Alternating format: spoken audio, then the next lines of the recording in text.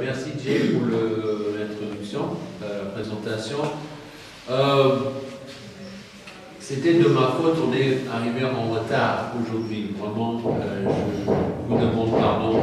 Je parlais trop dans la voiture et on a dépassé la sortie. On est arrivé vers Msaken. Après, vraiment un peu loin, on a pris la sortie. Je dis non, mais c'est à 30 km de l'autre côté. Bon, ok, puis on a traversé la ville de Sousse. Le président du culte a demandé si c'était la première fois qu'on est là, j'allais me lever, mais puis il a dit de fouiller les pieds ici. Et moi je suis venu déjà, mais en semaine, pas un dimanche matin, donc c'est la première fois pour moi. Merci beaucoup pour l'accueil et je vous salue. Mon épouse aussi vous salue. Peut-être certains de mes enfants, j'ai 5 enfants, 5 enfants, l'aîné qui a 17 ans et puis le petit qui a 2 ans et demi, qui va avoir 3 ans le mois prochain. Donc ils ne sont pas là, malheureusement, ils ne sont pas là, mais ils vous saluent.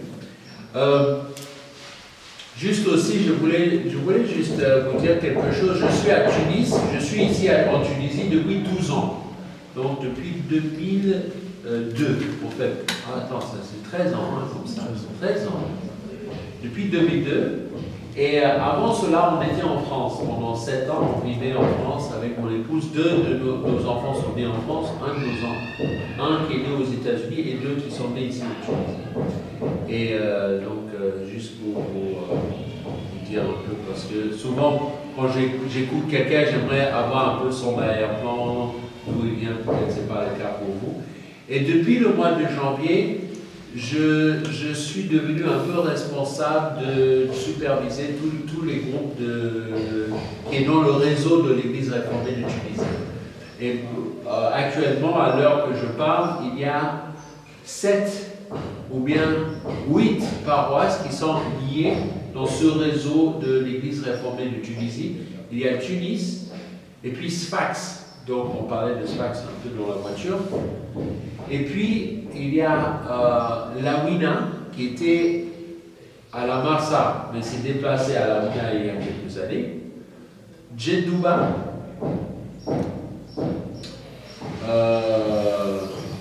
Sousse, Hammamet. Et puis à Gamart, le mois passé, on a commencé une œuvre à Gamart en anglais. C'est en anglais, c'est un petit groupe, on était 23. Vous êtes 23 à peu près ce matin, je pense. Vous êtes 23 personnes. Et puis TIF, Tunis International Fellowship, qui est lié à l'église, c'est dans ce réseau-là, qui c'est une église anglophone qui se réunit à Tunis, mais le dimanche soir. Donc voilà, juste pour vous donner un peu des nouvelles des églises. Et j'espère que vous allez bien. Je voulais aussi vous dire, j'ai grandi en Afrique, mais du côté du Libéria. Donc on ne parle pas le français, malheureusement, à ce moment-là. Mais j'ai fait mes études, le lycée à Bouaké, en Côte d'Ivoire. Je ne sais pas s'il y a des Ivoiriens qui sont là.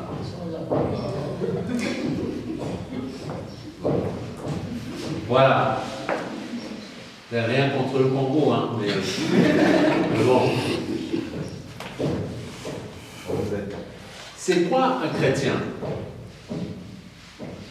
Si on posait la question à un de vos amis à l'école, qui est non chrétien, si on posait la question à un Tunisien, un ami tunisien, on lui pose la question, à ton avis, c'est quoi un chrétien? Comment il va répondre?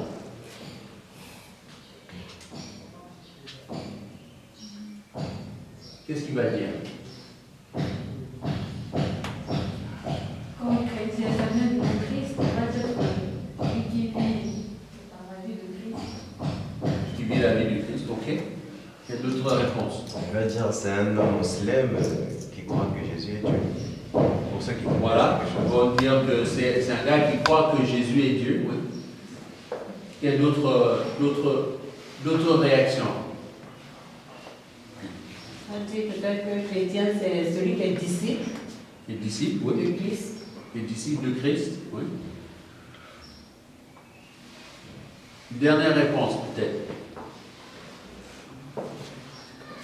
C'est quoi un chrétien?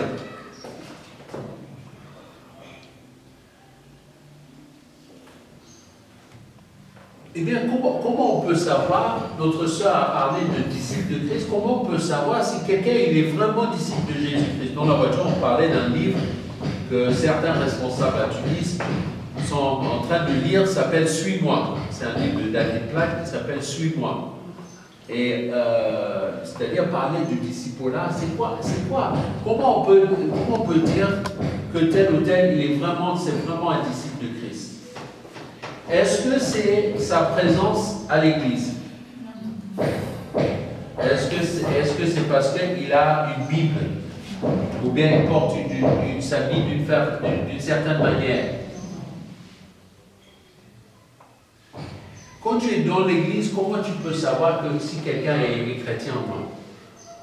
La personne qui est à côté de toi, comment tu peux savoir que si celui-là, il est vraiment disciple de Christ ou non? Est-ce que c'est par rapport à sa manière de prier, par exemple? Il fait des très belles prières. Je ne sais pas si vous connaissez des gens qui se lèvent et ils prient. Waouh!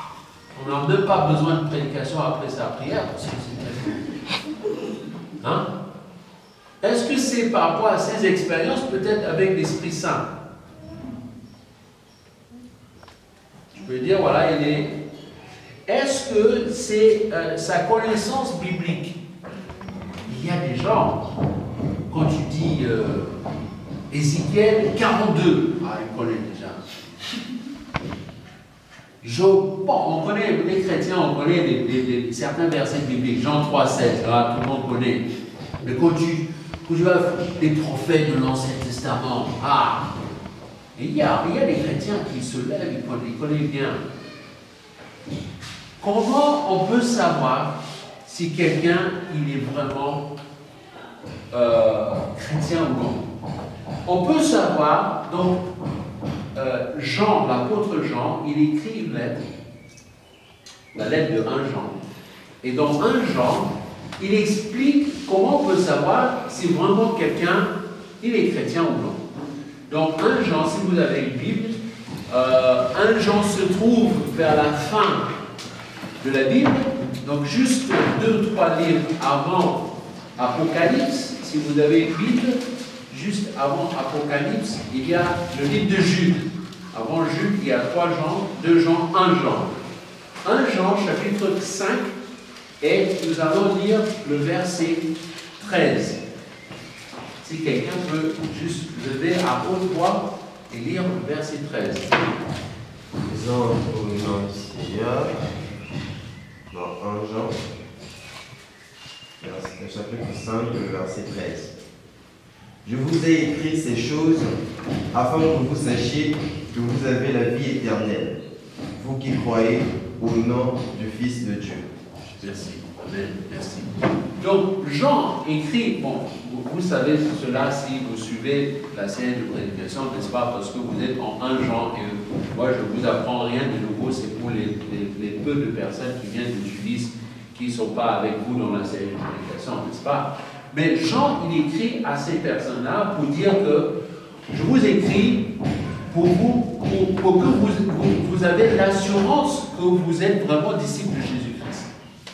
Et qu'est-ce qu'il fait dans la lettre? Qu'est-ce qu'il va dire? Il propose 3 tests. Des tests fondamentaux par rapport à si tu es vraiment chrétien ou pas. Quels sont ces tests? Je ne sais pas si dans les semaines avant, vous avez touché un peu ça. Non. Il y a trois groupes de choses. Il parle du péché et l'obéissance. Il parle du péché et l'obéissance. Il parle de l'erreur et la vérité. Et il parle de l'amour et de la haine. Donc, il parle du péché et l'obéissance. On voit, c'est quand il parle de marcher dans la lumière, parce que ça, c'est un mot qui revient souvent dans 1 Jean. et puis il parle de l'obéissance, il parle du péché. Si tu penses que tu n'as pas de péché, tu te trompes, tu fais de Dieu un menteur, mais il faut marcher dans la lumière quand Dieu lui-même il est dans la lumière, etc. Vous connaissez ça. Donc, d'abord, il y a un côté de la vérité, de la vérité et erreur. Il y a un côté aussi du péché et de l'obéissance, le marcher dans l'obéissance. Mais là, ce matin, nous allons revoir un des thèmes qui revient dans les épîtres, dans les écrits de l'apôtre Jean, dans l'évangile de Jean et aussi dans ces 3 épîtres, c'est l'aspect de l'amour. Donc, 1 Jean chapitre 4, d'autres textes, 1 Jean chapitre 4, à partir du verset 7.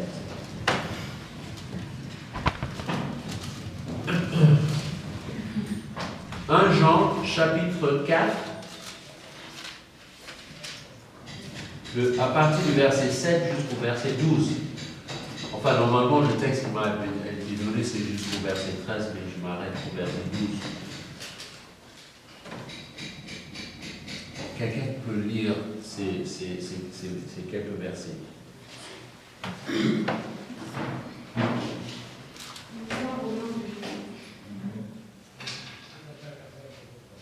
Bien-aimés, aimons-nous les uns les autres, car l'amour est de Dieu. Et quiconque aime est né de Dieu et connaît Dieu. Celui qui n'aime pas n'a pas connu Dieu, car Dieu est amour. L'amour de Dieu a été manifesté envers nous en ce que Dieu a envoyé son Fils unique dans le monde, afin que nous vivions par lui. Et cet amour consiste non point en ce que nous avons aimé Dieu, mais en ce qu'il nous a aimés et a envoyé son Fils comme victime expiatoire pour nos péchés. Bien-aimés, si Dieu nous a ainsi aimés, nous devons aussi nous aimer les uns les autres. Personne n'a jamais vu Dieu. Si nous nous aimons les uns les autres, Dieu demeure en nous et son amour est parfait en nous. Amen. Amen. Merci. On commence avec le verset 7 et 8. Il dit, et dans ma version, il dit, mes chers amis, aimons-nous les uns les autres. Quelle est la raison pour laquelle nous devons aimer les uns les autres dans le verset 7? Qu'est-ce qu'il dit? Car quoi? Car l'amour vient de Dieu. Et puis il dit, celui qui aime est né de Dieu et connaît Dieu. Qui n'aime pas n'a pas connu Dieu, car Dieu est amour.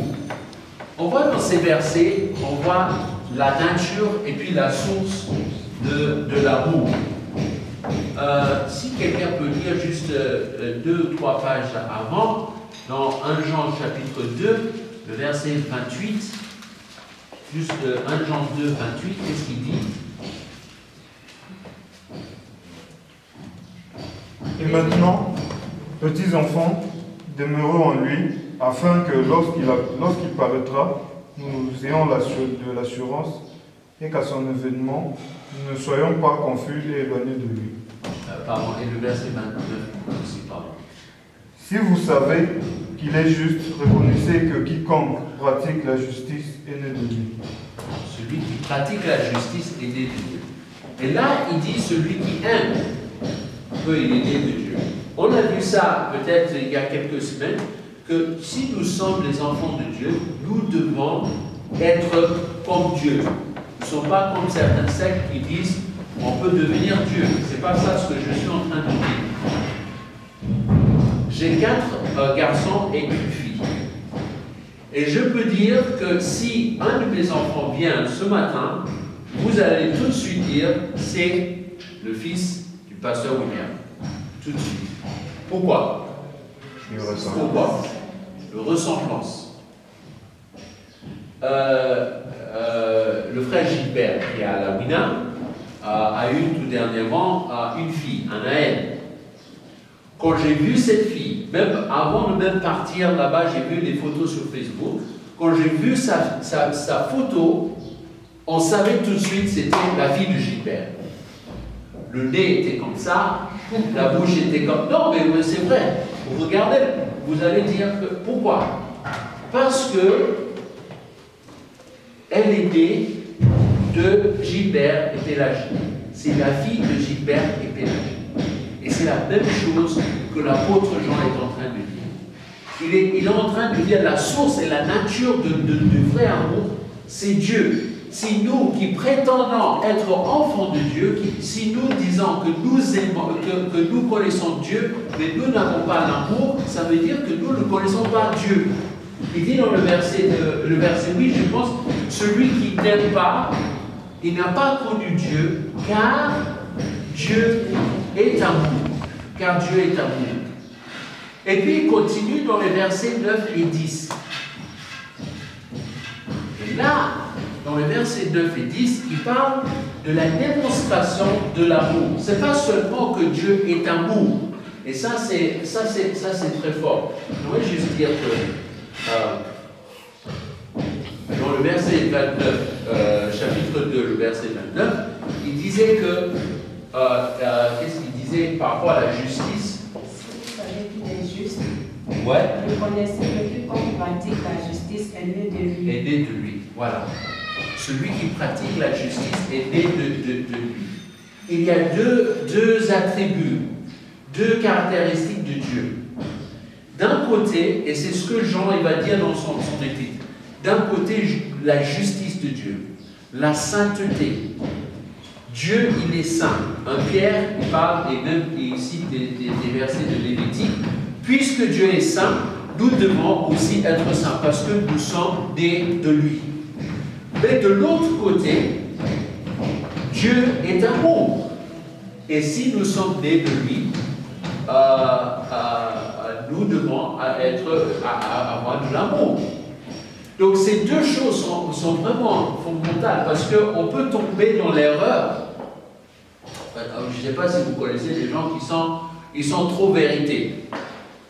Mais vraiment à chaque fois. Mais ils n'ont pas d'amour, mais ils sont vérité. Hein. Et ils sont vrais. Et ils sont corrects. Et c'est comme la loi. Et les chrétiens qui sont avec la sainteté de Dieu, ils disent non, et ils sont jamais heureux, ils vont jamais danser parce que ils vont toujours critiquer les autres parce que les autres sont pas à la hauteur de Dieu parce que c'est par rapport à la vérité. Il y a des chrétiens qui sont trop branchés sur la vérité. Mais il y a aussi de l'autre côté, il y a des chrétiens qui sont trop branchés par rapport à la grâce. N'est-ce pas? On voit des gens qui non, c'est pas grave. Ah, tu couches avec. Non, c'est pas grave, c'est pas grave. Dieu est un Dieu de grâce. Bon, mais les deux choses sont vraies et les deux choses doivent rester en tension. C'est-à-dire, quand je rencontre un jeune chrétien, il doit avoir ce côté de la vérité et ce côté de l'amour, ce côté de la sainteté et ce côté de la grâce, les deux ensemble. Et qu'est-ce que Jean, c'est le même Jean qui a écrit l'évangile de Jean. Qu'est-ce que Jean dit dans Jean chapitre 1? Que Jésus, il est venu, je ne sais pas si vous connaissez ce verset, il est plein de quoi? De grâce et de vérité. Ce n'est pas un truc 50% vérité, 50% amour, non. 100% justice, 100% sainteté et 100% amour. Ça, c'était en parenthèse. Hein. Je ferme les parenthèses pour revenir au texte. Et je vais faire vite parce que on a commencé en retard parce que j'ai raté la sortie. Pardon. Il dit, voici comment, donc d'abord Jean, il dit, la source de la vérité, la source de l'amour, c'est Dieu. Dieu est amour.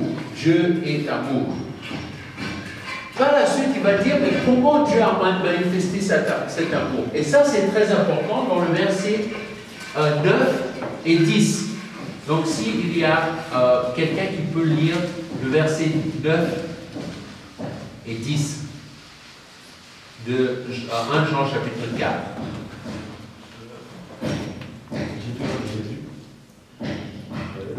L'amour de Dieu a été manifesté envers nous parce que Dieu a envoyé son Fils unique dans le monde afin que nous vivions par lui. Et cet amour consiste non point à ce que nous avons aimé Dieu, mais à ce qu'il nous a aimés et a envoyé son Fils comme victime expiatoire pour nos péchés. Merci. Comment Dieu a manifesté cet amour? Ça, c'est un peu la base de la vie chrétienne.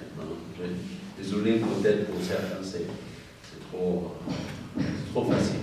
Mais comment? Mais je pense que c'est très important, ce que nous allons voir. Comment Dieu a manifesté cet amour? Comment? Selon le texte. Il a envoyé. Vous connaissez un verset qui se trouve en Jean, chapitre 3, le verset 7.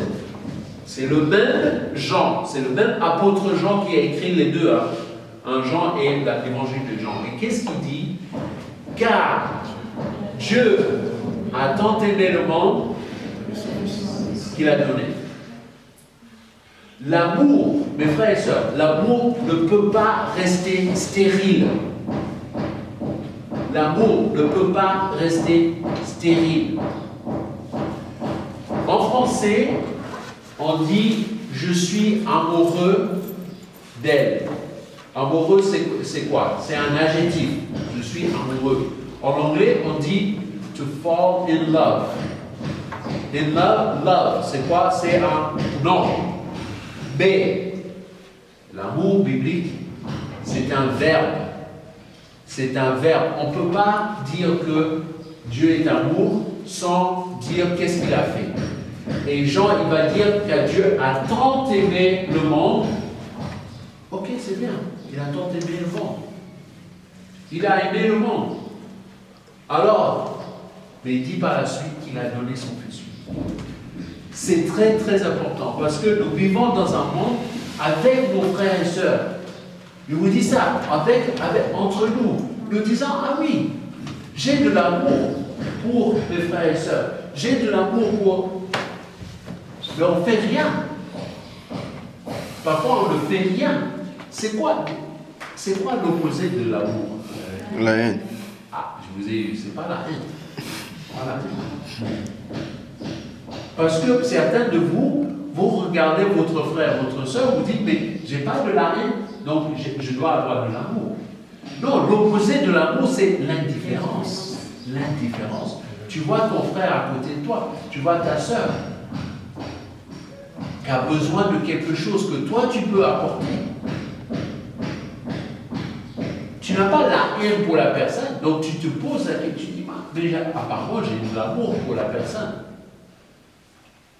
L'amour biblique, c'est un verbe. Dieu est amour.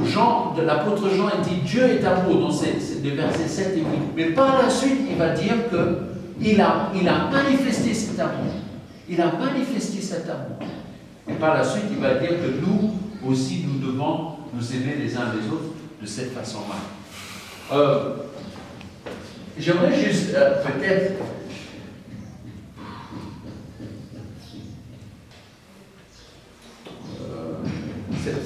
Ça va prendre quelques minutes. Si on peut garder la place en 1 Jean chapitre 4, et si on peut aller en Jean chapitre 13. Jean chapitre 13. On ne va pas lire tout le livre de l'évangile de Jean, chapitre 13.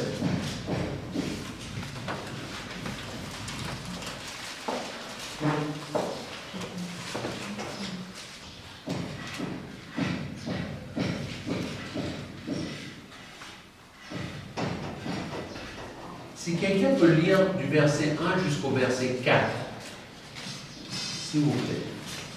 Alors, Seigneur. Avant la fête de Pâques, Jésus, sachant que son heure était venue de passer de ce monde au Père, et ayant aimé les siens qui étaient dans le monde, mit le comble à son amour pour eux. Ok.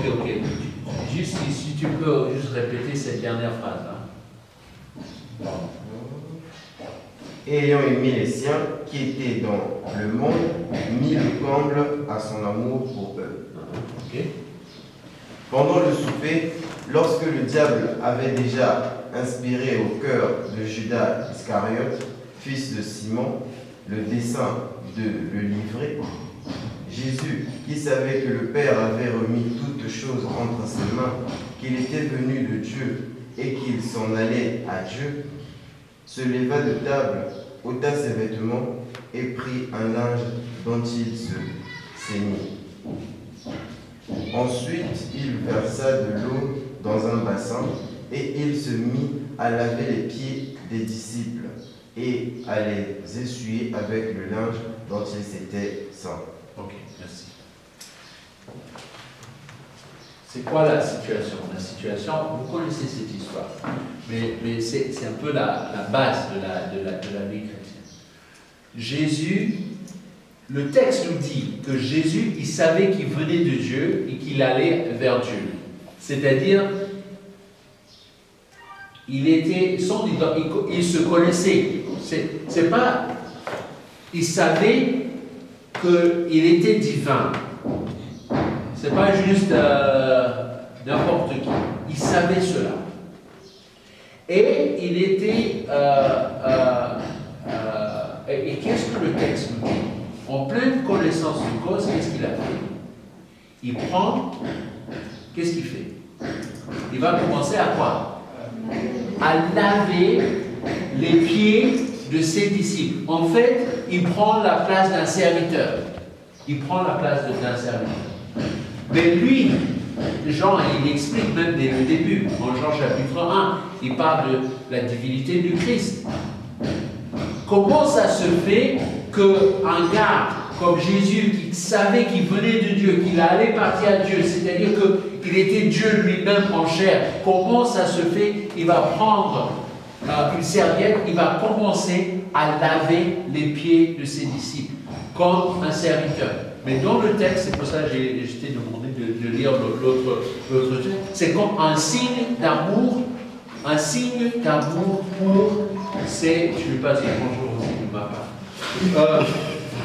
un signe d'amour envers ses disciples. C'est-à-dire que pour Jésus, cet aspect de l'humilité entre dans l'aspect de l'amour. Et Jésus, il prend l'initiative. Donc, quand on voit Jean chapitre 13, je vous encourage, si vous ne savez pas quoi lire, méditer cette semaine, prenez le chapitre 13 de l'évangile de Jean et voir comment Jésus, il aime ses disciples. Il prend l'initiative. Cet amour, ça prend l'initiative. Gardez Jean chapitre 13, revenons à 1 Jean.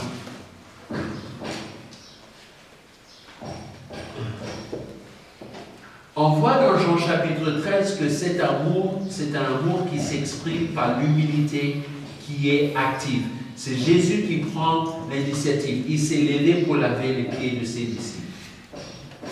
Vous m'avez pensé à ce chant, je ne sais pas si vous connaissez. Tu n'as pas attendu que je vienne à toi.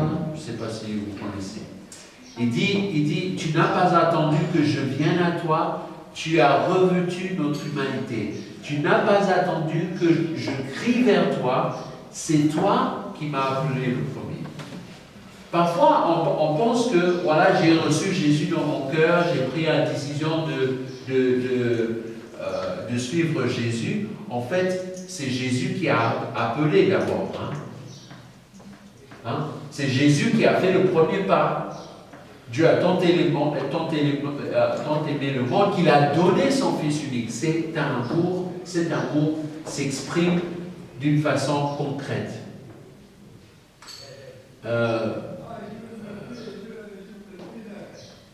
Vous connaissez un chanteur français, il s'appelle Jean-Jacques Goldman.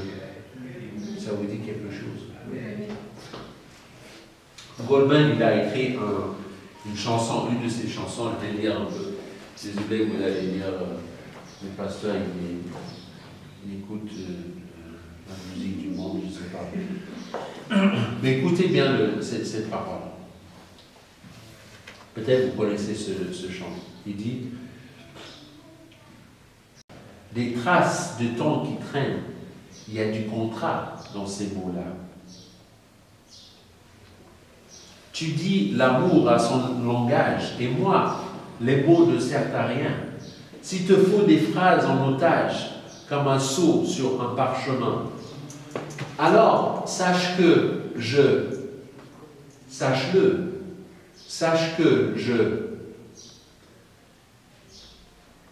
deuxième strophe, peut-être c'est trop de poésie, hein, pour certains. Il y a mourir dans je t'aime. Il y a je ne vois plus que toi. Mourir au monde à ses poèmes, ne plus lire que ses rimes à soi. Un malhonnête stratagème, ces mots-là n'affirment pas. Il y a une question dans je t'aime qui demande et m'aimes-tu, toi? Alors, sache que sache que je ne sais pas si certains ont compris le truc. Il ne va pas dire à l'autre je t'aime, parce que quand tu dis je t'aime, il y a cette attente que l'autre dise oui, je t'aime moi aussi. Donc il dit moi je ne veux pas ça, moi je vais dire donc sache que sache-le. Et c'est pareil, je pense que c'est pareil, c'est ce que le Seigneur nous demande de faire, parce que nous sommes prêts à servir l'autre, seulement pour eux ils vont nous servir aussi. Hein? On aime être considéré comme un serviteur. Même quand je parle peut-être en voyage, dis voilà le serviteur de Dieu, William Brand, il est là. Mais est-ce que je suis vraiment serviteur? Est-ce que je suis vraiment serviteur?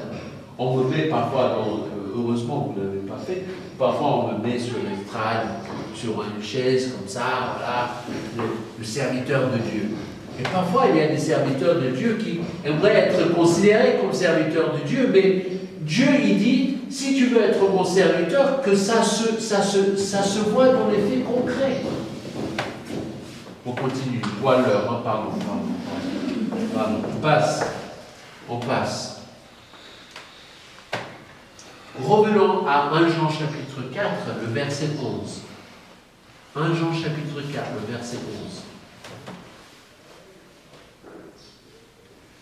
Mes chers amis, c'est ça, non? Mes chers amis, puisque Dieu nous a tant aimés, nous devons nous aussi nous aimer les uns les autres. En Jean chapitre 13, Jésus dit la même chose. Je vous donne un nouveau commandement, aimez-vous les uns les autres comme moi je vous ai aimés. C'est quoi le point référent de notre amour les uns pour les autres? Dieu.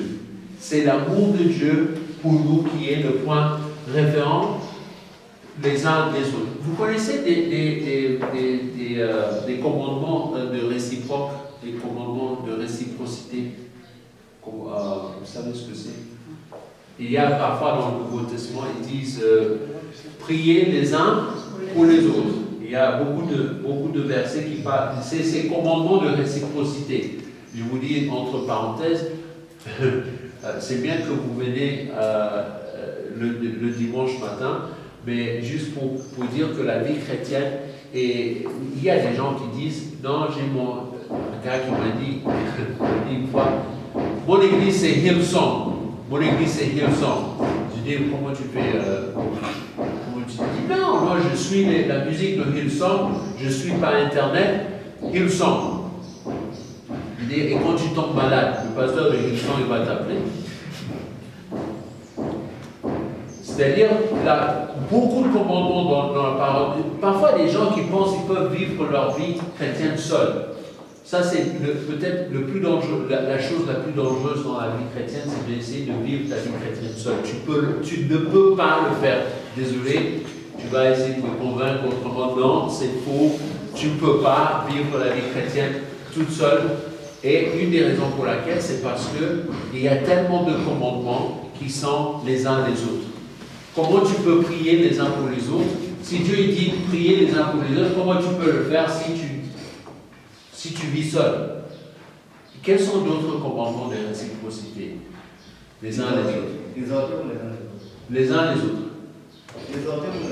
Exhorter les uns aux autres.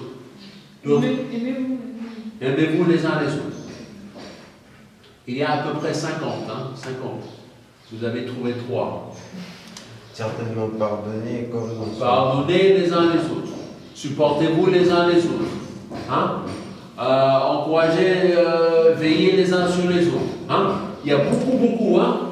On m'a dit une fois, il y a 52. Et un autre gars m'a dit non, c'est faux, c'est 37. Il y a 37. Je ne sais pas, mais il y a beaucoup. Mais parmi tous ces commandements, il y a 3 de ces commandements qui donnent comme le point référent le Christ. Aimez-vous les uns les autres comme Christ nous a aimés. C'est-à-dire, tu ne sais pas comment aimer, regarde comment le Christ l'a aimé. Pardonnez-vous les uns les autres comme Dieu nous pardonne en Christ. C'est lui le réforme. On vous a dit ça déjà, parce que vous connaissez ça déjà. Et puis, en Romain, il dit accueillez-vous les uns les autres comme le Christ nous a accueillis. Ces 3 choses nous donnent le référent, c'est qui?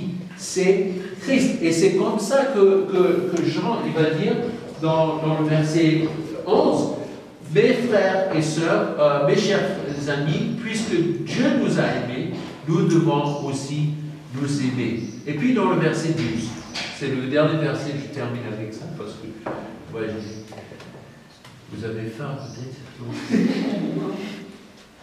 Non? Moi aussi j'étais étudiant une fois, hein, j'avais toujours faim. 12, le verset 12. Dieu, personne ne l'a jamais vu, mais si nous nous aimons les uns les autres, Dieu demeure en nous et son amour se manifeste pleinement parmi nous. Ça, c'est fort. C'est la manifestation de l'amour. C'est la manifestation de l'amour. Tu vas dire aux gens que Dieu est un Dieu de grâce. Tu vas dire aux gens que Dieu est un Dieu d'amour. Mais comment concrètement les gens ils vont voir que Dieu est un Dieu d'amour? Il y a quelques années, il y avait un étudiant qui était ici, qui a perdu son papa, il s'appelle Léonel, une gangue. On va parler Et c'était un ami, il était responsable de l'école du dimanche à Tunis. Pendant 4 ans, il était responsable de l'école du dimanche. Il était super. Et un jour, son papa est décédé au pays. Et lui, il a rencontré son épouse ici, Pélagie, du Burkina Faso. Et on m'a invité pour le mariage à Ouagadougou il y a quelques années. Je suis allé là-bas et j'ai rencontré la maman de Léonel. Et la maman de Léonel m'a dit, elle commençait à m'embrasser comme j'étais son enfant. Je n'ai jamais rencontré. Elle était tout contente de me voir, commençait à me danser, tout ça. Je n'ai pas compris ce qui se passe. Et elle a dit, quand Dieu, elle nous a dit, quand Dieu a dit que c'est le Dieu des orphelins, tu attends quoi? Mais si Dieu est le Dieu des orphelins, est-ce qu'il va descendre du ciel pour prendre soin des orphelins? Non. Il a dit, Dieu vous a utilisé pour prendre soin de mon enfant. Et c'est comme ça, elle voulait me remercier. Je n'ai jamais vu ça. La première fois que je vois une dame comme ça commencer à m'embrasser, je me dis, c'est un peu choquant. Mais c'est ça. C'est quand tu prends soin de quelqu'un, on peut dire que Dieu est amour. Mais les gens, ils disent ici, Dieu, personne n'a jamais vu Dieu. Personne n'a jamais vu Dieu. Et pourtant, on dit que Dieu est amour. Comment on peut savoir que Dieu est amour si on n'a jamais vu Dieu? Parce qu'il a envoyé son Fils. Celui qui a vu le Fils, il a vu le Père. Et maintenant, les disciples de Jésus qui le suivent, maintenant, sont des transmetteurs de cet amour aux autres. Et quand les autres voient l'amour que nous avons les uns pour les autres, ces gens Jésus qui dit en Jean chapitre 13, aimez-vous les uns les autres, à ceux-ci tous connaîtront que vous êtes mes disciples. Si vous voulez savoir c'est quoi un bon disciple de Jésus, il y a beaucoup de choses, vous pouvez voir. Comment il prie le dimanche matin, comment s'il lève les mains. S'il lève les mains au bon moment. Hein? Tu es Dieu, Dieu, Dieu, Dieu, Dieu. Ok, bon, c'est un bon chrétien. Voilà, les yeux fermés, tout ça. Waouh! Mais pour Jean, c'est pas ça qui compte. C'est l'amour que nous avons les uns pour les autres. J'étais frappé il n'y a pas très longtemps de voir comment l'évangile de Jean même a été écrit vers les années 50. Mais dans les 3 premiers siècles de l'Église primitive, l'Église a grandi. Donc vous connaissez un peu l'histoire des actes des apôtres. Il y avait combien qui sont venus au jour de la Pentecôte, combien qui sont venus au Christ? 3000, merci. 3000. Et puis, à peu près 200 ans plus tard, l'Église, on estime que l'Église, il y avait peut-être 1 million de chrétiens. Après 200 ans. 50 ans plus tard, écoutez bien, 50 ans plus tard, on dit qu'il y avait jusqu'à 6 millions de chrétiens dans l'Empire romain. C'est-à-dire presque 10% de la population de l'Empire romain était chrétienne. Comment expliquer cela? Donc, j'ai lu ça dans un livre. Ils disent, humainement parlant, les historiens expliquent la croissance de l'Église par 2 choses. D'abord, le bon traitement, vous allez être surpris, hein? Le bon traitement des femmes chez les chrétiens, parce que les païens, pour traiter les femmes, c'était comme des objets. Et puis, deuxièmement, 2 épidémies de variole. Vous savez ce que c'est, variole? Hein? Il y avait 2 épidémies dans les années entre 165 et 180 et encore dans l'année 260. Et qu'est-ce qui s'est passé? Quand les gens ils ont eu cette variole, hein, on dit ça? Variole. Les chrétiens, qu'est-ce que les chrétiens ont fait? Ils ont réagi tout de suite pour être à côté des malades. Et qu'est-ce qui s'est passé? C'est que puisqu'ils ont réagi tout de suite, ils ont été exposés à la maladie très tôt et plusieurs ont développé une résistance contre cela. Et ils n'ont pas seulement survécu, mais ils ont pu aider les autres personnes à guérir. Et à cause de ça, c'est-à-dire les païens, dans les familles païennes, il y a un enfant qui est malade, on va l'exclure parce qu'on ne veut pas. Et donc les chrétiens, prennent l'enfant. Et puis l'enfant, il se guérit et puis lui aussi, il devient chrétien.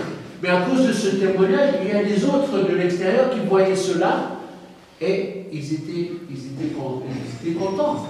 Et comme ça, ils disent, mais c'est quoi ce truc de chrétien? Vous remarquez, de passer de 1 million de chrétiens jusqu'à 6 millions de chrétiens dans un espace de 50 ans. 50 ans. Voilà une petite citation de Turtelien. Je ne sais pas si vous connaissez Turtelien. Il était, vous voulez connaître sa nationalité? Il était tunisien. C'est un des pères de l'Église qui était tunisien. Il était avocat et puis il est devenu chrétien à cause de l'amour des autres, des chrétiens, à l'époque à Carthage. Donc ça, il a écrit un truc en 197 après Jésus-Christ. 197, c'est ça? Voilà, 197. C'est plus facile. Je ne vais pas citer tout ce truc.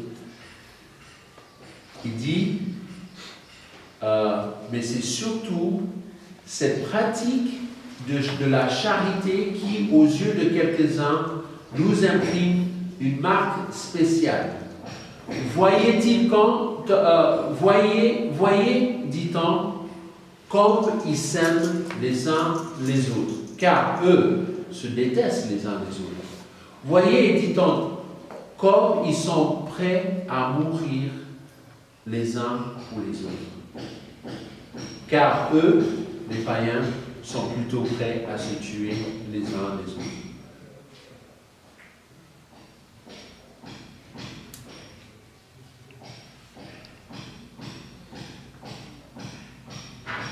On parlait dans la voiture, là, en venant ce matin, pendant qu'on dormait. Elle écoutait tous les discours. Comment vous vivez dans cette ville de Sousse? Il y a, vous côtoyez des gens à côté de vous tous les jours qui ne sont pas chrétiens. Comment eux, ils vont connaître la vérité? Comment ils vont connaître que leurs péchés peuvent être pardonnés? Comment? Nous avons un message à partager. Comment on peut partager cela? Pour certains, c'est bête. Mais de penser à servir, je sais, moi j'ai dit ça à Israël et Emmanuel ce matin. Moi je ne vous comprends pas. Là, on va être un peu vrai. Hein. Moi, je ne vous comprends pas. Parce que je n'ai jamais vécu le racisme comme vous. Certains d'entre vous, vous avez vécu le racisme ici en Tunisie. Et à cause de cela, vous êtes bloqués. Vous ne voulez pas même partager l'évangile. Certains d'entre vous disent, moi, j'ai la haine, l'indifférence plutôt pour les Tunisiens. Je m'en fous complètement des Tunisiens. Certains peut-être, vous êtes là comme ça. Quel est le défi de l'apôtre Jean ce matin? C'est de regarder comment Dieu il a manifesté cet amour. Quand nous étions loin de lui, nous étions encore pécheurs, nous étions encore ses ennemis. Et Dieu, il nous a aimés tellement, même à ce moment-là, que nous étions très loin de lui, il a donné son Fils pour nous. Et nous, et cela, nous motive aussi de donner notre vie pour les autres et d'aider les autres. Je termine par cette question. Imaginez un jour, on arrive à la maison, on frappe à la porte, et puis il y a la police qui vous arrête. Et la police dit, voilà, celui-là, il est coupable d'être chrétien. Et on t'amène devant un tribunal. Et on te demande, est-ce qu'il y a assez de preuves? Est-ce qu'il y a assez de preuves dans ta vie pour te rendre coupable? Comme chrétien. On t'accuse d'être chrétien. DJ, toi tu es chrétien, celui-là il est chrétien. Et puis on va demander aux témoins de dire quelles sont les preuves pour vérifier que lui c'est un vrai chrétien. Je pose la question, est-ce qu'il y a des preuves dans ta vie? Est-ce qu'il y a assez de preuves dans ta vie pour qu'un juge te dise voilà, c'est vrai, lui il est chrétien? Qu'est-ce qu'on va lui dire? Ah non, c'est pas un chrétien, lui il est comme tous les autres. Hein. Lui il a l'indifférence envers les autres comme tous les autres, hein. C'est pas un chrétien. Hein. Hein, comme les Ivoiriens disent, hein. C'est pas un chrétien. Hein.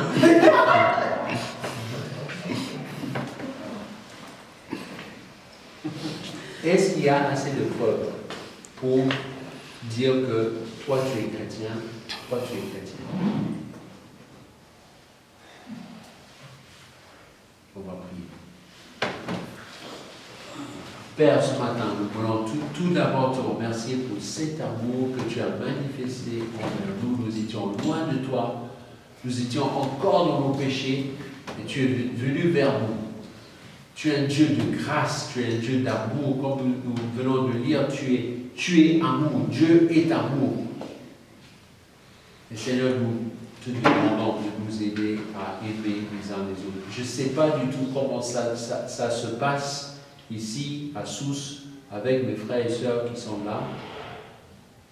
Seigneur, que tu leur donnes des idées, que tu leur donnes la motivation, la volonté, le désir, la discipline pour vraiment mettre en pratique ce message ce matin. Je ne sais pas comment le faire, mais nous prions que ton Saint-Esprit puisse nous toucher. Et pas seulement pour mes frères et sœurs, mais pour moi-même aussi, Seigneur. Nous tous, nous avons besoin de ce message, de pouvoir grandir cette semaine en regardant les besoins des autres. Pas mes besoins à moi, mais les besoins des autres. S'il te plaît, Seigneur. Au nom de Jésus, nous prions. Amen.